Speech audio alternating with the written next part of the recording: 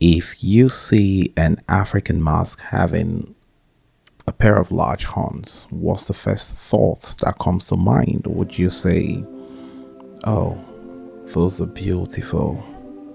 Or would you think, oh my god, that's the devil?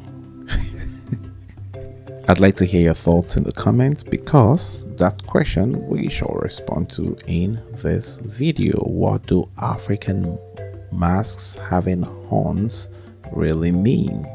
Are they a symbol of good or a symbol of evil? And if you like this kind of content, hit the subscribe button and click on the bell notification icon so you never know make new contents. Like, comment, share, and pretty much leave any questions you might have on the subject, and we shall respond to those in future videos. And if you just subscribed, welcome to the tribe. Now let's dive into today's videos. Horns on African masks, what do they mean?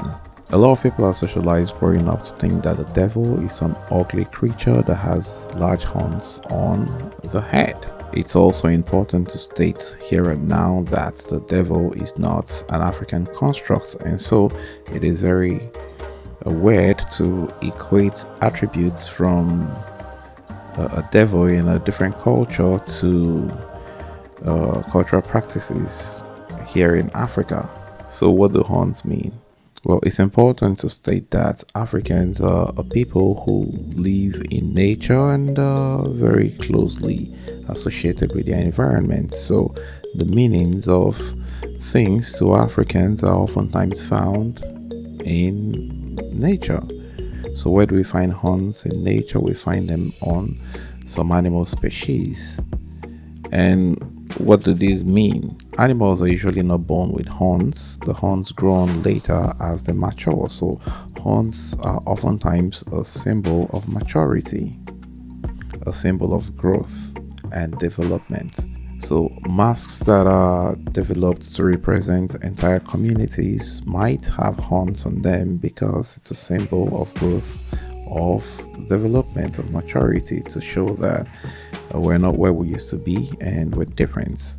And so when there are rites of passage, initiation rites that show that one is no longer a child but it's now all grown up, masks that have horns may be used. Also, horns are a thing of beauty, and it's normal to see animals bearing horns show those off to potential mating partners as a way to catch a mate, if you know what I mean.